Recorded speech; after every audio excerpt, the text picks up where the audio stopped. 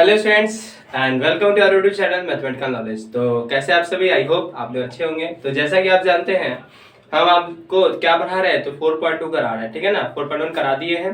4.2 में question number 1 करा दिए थे, 2 करा दिए थे और 3 करा दिए थे। आज जो है हम क्वेश्चन नंबर 4 को देखेंगे, ठीक है।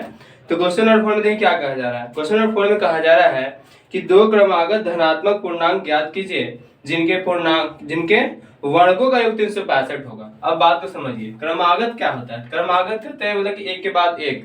जैसे लिखा हुआ है 3, तो 3 के बाद क्या आएगा 4, तो क्या होगी क्रमागत हो गया। लिखा हुआ है 60, लिखा हुआ है 60 के बाद कौन आएगा तो 61 आ जाएगा। बात समझ में आ रहा है। कोई भी संख्या लेते हैं, यहाँ लिखा है जैसे 100 लिखा हुआ है, तो 100 के बाद क्रमागत कौन है 101 होगा। कहने मतलब जब भी कोई लगातार संख्या आते हैं हम क्रमागत कह सकते हैं, ठीक है ना, कहेंगे। और यहाँ पे ध्यान दीजिए, तो यहाँ पे क्या कहा जा रहा है, दो क्रमागत संख्या, ठीक है। तो क्रमागत संख्या मतलब कि लगातार, समझ में आ रहा है आप लोग को। तो ये जो क्रमागत संख्या है, अब हमको क्या मालूम है संख्या की संख्या कितना है, कौन सा क्रमागत संख्या नहीं मालूम है। लेकिन ये बोला गया है कि अगर दोनों क्रमागत संख्या है तो दोनों को जोड़ के दोनों के वर्गों का योग, वर्गों का मतलब कि इसको स्क्वायर करके, बात समझिए। जैसे कि एक संख्या ये हो गया, एक संख्या ये हो गया। अब दोनों के स्क्वायर को जोड़ के कितना आ रहा है तो 365 दे रहा है। कितना दे रहा है 365। बात समझ में आ रहा है। क्या हमको मालूम है संख्या नहीं मालूम है, तो हम इसको क्या लिख देंगे, अगर इसके x हो जाएगा। जैसे अगर ये 7 होता तो ये क्या होता 8 होता। मतलब क्या हो रहा है, एक ज्यादा लेते हैं जो भी लेते हैं। तो अगर ये x है तो दूसरा क्या होगा x + 1। क्या ये बात आपको समझ में आ रहा है। तो अगर ये x होगा तो ये कितना होगा तो x + 1 होगा। इसमें क्या करेंगे 1 ऐड कर लेंगे। क्लियर बात। अब क्या करते हैं, अब इसको समीकरण कैसे बनाएंगे उस पर ध्यान दीजिए। क्या यहाँ पर लिखेंगे, माना पहली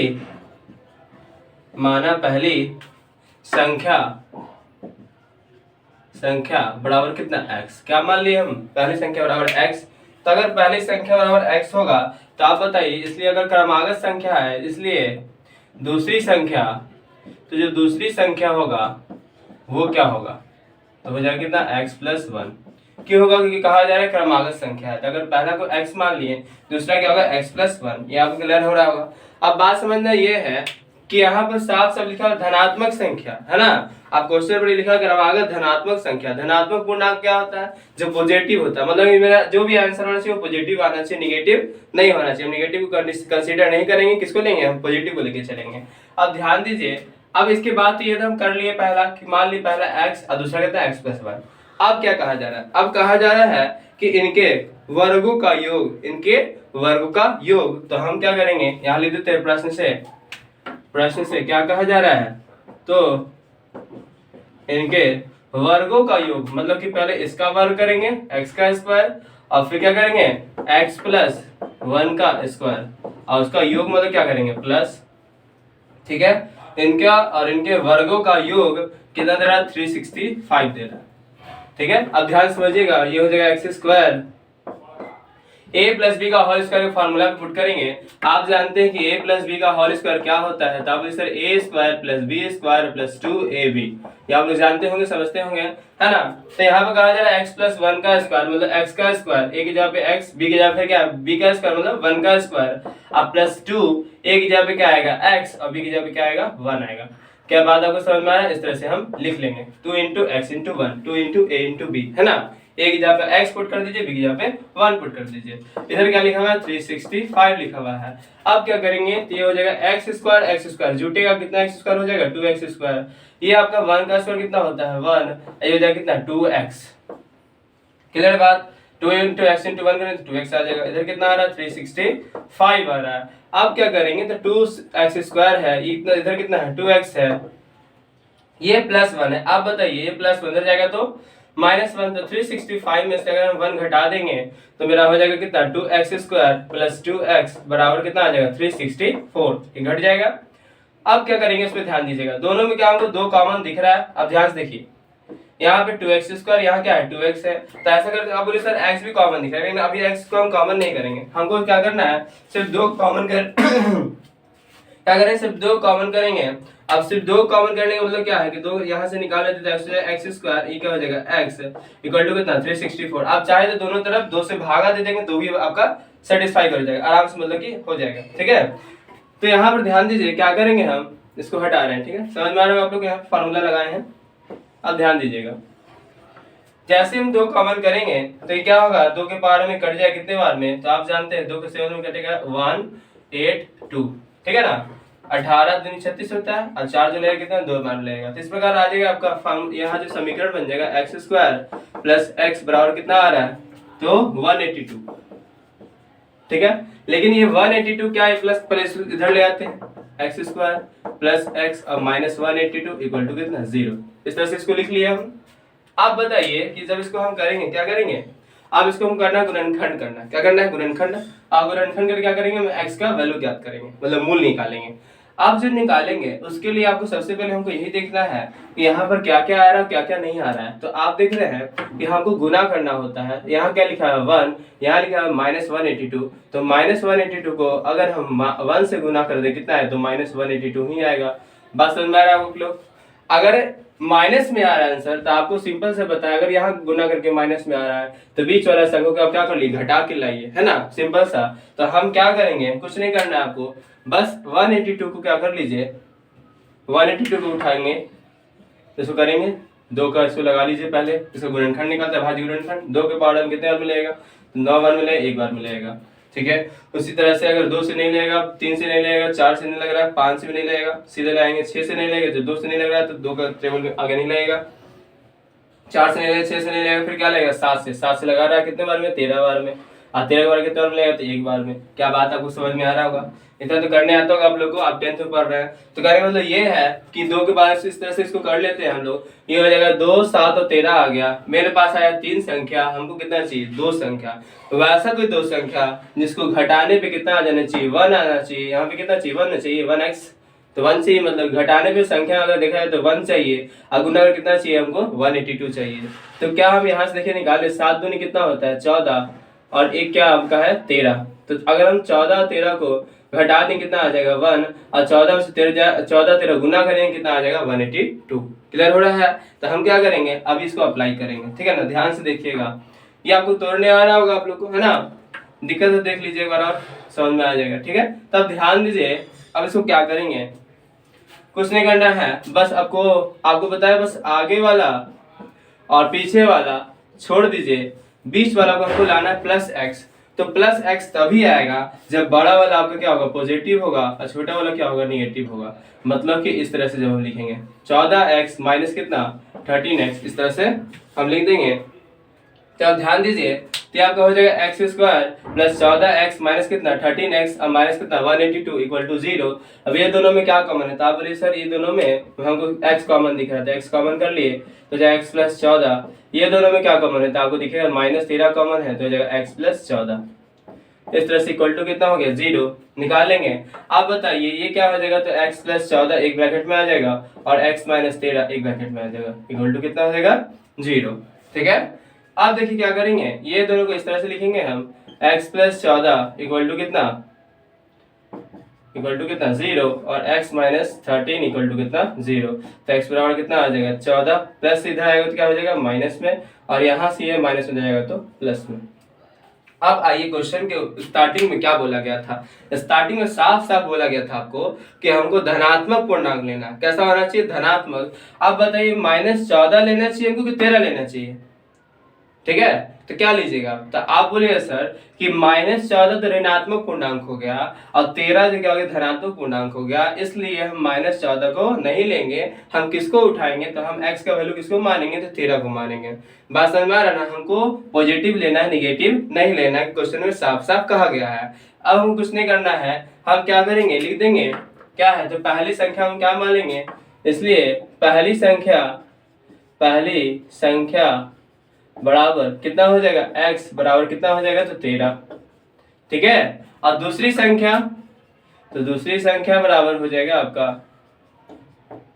दूसरी संख्या हो जाएगा x प्लस 1 मतलब 13 और प्लस 1 बराबर कितना 14। बात समझ में आ रहा है आप लोग को। तो इस तरह से हम क्या करेंगे, हम संख्या निकाल लेंगे। ये आपको क्या हो गया, आंसर हो गया। आपको बात समझ में आ रहा है, ठीक है। अब बढ़ते हैं नेक्स्ट क्वेश्चन की ओर।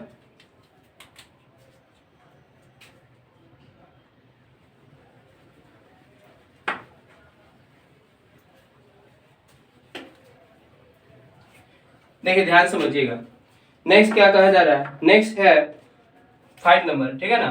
5 नंबर में क्या कहा जा रहा है, कहा जा रहा है एक समकोण त्रिभुज की ऊंचाई आधार से 7 सेंटीमीटर कम है। अब देखिए समकोण त्रिभुज आप समझते होंगे, वैसा त्रिभुज जिसका एक कोण कितना हो 90 डिग्री हो, मतलब समकोण हो, उसको समकोण त्रिभुज कहते हैं। मान के चलिए ये क्या आपका 90 डिग्री है, ये अगर ये 90 डिग्री है तो आप जानते हैं कि ये क्या हो जाएगा, 90 डिग्री सामने वाला कर्ण होता है, क्या होता है, कर्ण होता है, और इसका लंबाई कितना दिया हुआ है 13 सेंटीमीटर, ठीक है ना। और क्या कहा जा रहा है कि इसमें जो है समकोण त्रिभुज की ऊंचाई आधार से 7 सेंटीमीटर कम है। जो ऊंचाई है वो आधार से कितना कम है, तो 7 सेंटीमीटर कम है। अगर आधार कितना होगा 5, मान चलिए आधार 10 ले लिए तो ऊंचाई कितना निकलेगा, 7 कम कितना हो जाएगा 3। अगर आधार 15 ले लिए तो ऊंचाई कितना हो जाएगा, तो 7 कम कर दिए कितना हो जाएगा 8। क्या बात है, कुछ समझ में आ रहा है, जितना भी होगा उससे 7 कम होगा। तो क्या हमको मालूम है कि आधार कितना है, ऊंचाई कितना है, नहीं मालूम, हमको वही ज्ञात करना है। अब ज्ञात करना है तो कैसे ज्ञात करेंगे, उसके लिए बस वही तरीका होगा कि जो हम समय अप्लाई करते आ रहे हैं हम इसको मान लेंगे। क्या करेंगे, मान लेंगे। अगर ये x मानेंगे, ये क्या मानेंगे x, ये कितना होता है x माइनस 7 होगा, जो भी होगा 7 कम होगा। अगर आधार को x मानेंगे तो ऊंचाई कितना होगा, तो x माइनस 7 होगा। क्लियर हो रहा है आप लोग को। तो इसके लिए हम कुछ नहीं करना है आपको, यहाँ से हम क्या करेंगे, लिख देते हैं माना समकोण त्रिभुज का आधार, लिख देंगे माना समकोण त्रिभुज का आधार कितना है, तो x सेंटीमीटर मान ली, क्या मान लिए, x सेंटीमीटर। और कहा जा रहा है इसकी ऊंचाई आधार से 7 कम है, ठीक है। तो इसको हम लिख देंगे तथा इसलिए क्या हो जाएगा, समकोण त्रिभुज की ऊंचाई कितना हो जाएगा, तो आप बोले सर ऊंचाई हो जाएगा आपका x माइनस 7 सेंटीमीटर। बात समझ में आ रहा है। तो इस तरह से उसका हम लिख देंगे, माना आधार कितना x और ऊंचाई कितना x माइनस 7 सेंटीमीटर। तो अगर इसको मान के चलिए यहाँ पे अगर बैठा तो बैठा भी सकते हैं, नहीं तो अगर ठीठा नहीं वाले तो बैठाना मुश्किल होगा। आप किसको आधार माने किसको ऊंचाई माने, क्योंकि ठीठा के हिसाब से सेट किया जाता है ना आधार ऊंचाई। अब छोड़ दीजिए, तो यहाँ पे है समकोण त्रिभुज का आधार मान लिए x सेंटीमीटर और समकोण त्रिभुज का ऊंचाई क्या मान लिए x माइनस 7 सेंटीमीटर। अब ध्यान समझिए लिंक, हाँ ठीक है, ध्यान दीजिए। अब क्या करना है हमको, तो इसके लिए अब आपको कुछ नहीं करना है, अब आपको मालूम होना चाहिए कि सर यहाँ पर इसका क्या करेंगे। अब आपको और कुछ नहीं क्वेश्चन में दिया गया, बस आपसे बोला कि दोनों भुजा ज्ञात कीजिए। लेकिन इसके लिए आपको ना इसका कुछ गुना भाग कुछ नहीं दिया हुआ है, लेकिन आपको सोचना है कि अगर इस समकोण त्रिभुज है तो इसमें एक फॉर्मूला लगेगा पाइथागोरस का सूत्र। चूंकि हम उसका यूज करके हम अलग अलग भुजा निकालते हैं, तो हम क्या करेंगे, लिखेंगे पाइथागोरस सूत्र से, पाइथागोरस सूत्र से। तो पाइथागोरस सूत्र से क्या होता है, आप जानते होता है कर्ण का स्क्वायर बराबर लंब का स्क्वायर और प्लस क्या होता है, तो आधार का स्क्वायर। ये ना होता है कर्ण का स्क्वायर और प्लस लंब का स्क्वायर और प्लस क्या होता है, तो आधार का स्क्वायर। ठीक है, बात समझ में आ रहा है आप लोग को। इस तरह से हम लिख सकते हैं इसको, कर्ण का स्क्वायर प्लस लंब का स्क्वायर प्लस आधार का स्क्वायर। अब कर्ण कितना है, तो आप देख रहे हैं 13 है, तो 13 का स्क्वायर कर लिए। लंब कितना है, तो लंब देखिए, लंब मतलब ऊंचाई कितना माने थे, x माइनस 7 लिख दिए। और आपका आधार कितना है, तो x है, तो x का स्क्वायर लिख दिए। ठीक है, अब आपको ध्यान समझिएगा, बताइए 13 का स्क्वायर कितना होगा, तो अब बोले सर 13 का स्क्वायर 169 होता है, 13 का स्क्वायर। ठीक है, अब यहाँ क्या होगा, तो फार्मूला लगेगा a माइनस बी का होल स्क्वायर। क्या होता है formula, a square plus b square minus 2ab, ये होता है ना। हम यहाँ पे अप्लाई कर देते हैं, क्या लिखेंगे, a स्क्वायर मतलब x का स्क्वायर प्लस बी स्क्वायर मतलब 7 का स्क्वायर और माइनस 2 इंटू ए की जगह पे कितना x, और बी की जगह पे कितना है, तो आप लिखेंगे 7 और प्लस में x स्क्वायर मतलब x का स्क्वायर। और फार्मूला को हटा दे रहे हैं, बात समझ में आ रहा है आपको, है ना। देखिए ये फार्मूला बैठा दिए, a square plus b square minus 2ab और प्लस ये जो x स्क्वायर था ये आ गया आपका x स्क्वायर। ठीक है, अब क्या करेंगे, तो 169 हो गया, ये हो गया x का स्क्वायर, ये 7 का स्क्वायर कितना होता है 49, ये जाएगा 7 दूनी कितना 14x, ये कितना हो जाएगा x स्क्वायर। अब क्या होगा कि ऐसा कर सकते हैं हम 169, ये प्लस में इधर आएगा तो माइनस में कितना हो जाएगा माइनस 49, इधर आ जाइए x square plus x square कितना x स्क्वायर होगा, तो 2x स्क्वायर और माइनस कितना होगा 14x। ठीक है, इस तरह से इसको हम लिख सकते हैं। अब ये दोनों से क्या घटेगा, तो बोले सर आराम से घटेगा। 169 में से 49 जाएगा, क्या बचेगा 120, क्या बचेगा 120, इधर हो जाएगा 2x² माइनस 14x। अब ध्यान से देखिए उसी तरह से अब हम क्या कर सकते हैं, ऐसा करें इसको मिटा दें फिगर को। आप लोग समझ में आ रहा है फिगर क्या है ना। तो यहाँ पर ध्यान दीजिएगा, हम आपको बता रहे क्या, फोकस कीजिएगा, ठीक है। देखिए क्या करना है हमको, अब देखिए दोनों में से 2 भी कॉमन कर सकते हैं आराम से, आराम से। तो जगह 120 बराबर 2 कॉमन कर लेते हैं, तो ये आपका x² और माइनस कितना 14x, 14 नहीं 7 बन जाएगा, है ना। 2 कॉमन कर लिए, 7 दूनी 14 होता है। 2 के बारे में कितना लगेगा 60 टाइम्स कर, यहाँ पे आ जाएगा कितना, तो x² minus 7x equal to कितना 60। इस तरह से लिखेंगे x² minus 7x equal to क्या बच रहा है 60। अब देखिए ये प्लस में इधर आएगा तो माइनस में, तो हो जाएगा x² minus 7x minus 60 equal to कितना 0, ठीक है। अब ध्यान समझिए, ये आ गया आपका x² माइनस 7x और माइनस 60। अब यहाँ से अब करना होगा गुणनखंड, ठीक है। अब गुणनखंड कैसे करेंगे, आपका ये समीकरण बन गया। अब इस समीकरण को कैसे सॉल्व करने के लिए, -60 आ रहा है, तो आप 60 क्या कर लीजिए, जब हम जैसे निकालेंगे 60 का क्या गुणनखंड, तो 2 के बार कितना लगता है, तो कितना 30 बार में, 2 के बार में कितने बार, 15 बार में, फिर 2 से नहीं लगेगा, 3 से लगा लीजिए 5 बार में, और 5 के बार में 1 बार में, और लगेगा नहीं लगेगा। हमको क्या चाहिए 7 चाहिए 7, चूंकि 7 चाहिए, और 7 कैसे चाहिए, जोड़ के आना चाहिए घटा के आना चाहिए। तो बोले सर यहाँ पे 60 माइनस में है, मतलब गुना करना माइनस में 60 आएगा, तो मतलब माइनस चाहिए, बीच वाला घटा के लाना। तो ऐसा कोई 2 संख्या जिसको घटाने पे कितना आ जाए 7 आ जाए, और गुना कर कितना आ जाए, तो आप सर 60 आ जाए। तो आप बताइए कि जो वैसा कौन संख्या लें इसको घटाने पे कितना आना चाहिए 7, और गुना कर कितना आना चाहिए 60। 7 और 60 है ना, मिल रहा नहीं, 7 और 60। तो आप सोचिए क्या होना चाहिए, तो क्या अगर हम ले लेते हैं 2 दूनी 4 कर ले, और 3 5 3 15 कर दे, तो क्या 15 और 4 को घटाने पे 7 आएगा, तो बोले सर नहीं 7 नहीं आ रहा है, 15 4 से घटाने पे 11 आ जा रहा है। तो मतलब कि ये सब अप्लाई नहीं हो सकता है। आगे बढ़ते हैं, 2 दूनी 4, 4 से कितना होता है 12, और ये क्या हो जाएगा 5, तो क्या 12 5 अप्लाई हो रहा है, तो बोले सर हाँ 12 में से 5 जगह क्या बचेगा 7, और 12 बचे कितना होता है 60, 7 और 60 है ना। तो यहाँ पे हम क्या करेंगे, इस तरह से अप्लाई करेंगे इसको, क्या निकला मेरे पास 12 और 5 निकला है ना। तो यहाँ पे कुछ नहीं करना आपको, यहाँ पर लिख दीजिए, इस तरह से कर लेंगे हम, है ना, ध्यान दीजिएगा। तो यहाँ पे हो जाएगा आपका x² माइनस कितना, तो 12x, और माइनस प्लस में कितना 5x, तभी नहीं घटेगा, एक माइनस एक प्लस होगा, है ना, माइनस साइन पड़ेगा, माइनस कितना हो जाएगा 60 इक्वल टू 0। तो x क्या करेंगे, दोनों में से x कॉमन हो जाएगा, तो हो जाएगा x माइनस 12, ये दोनों में क्या कॉमन है, तो 5 कॉमन होगा, तो हो जाएगा x माइनस 12 इक्वल टू कितना 0।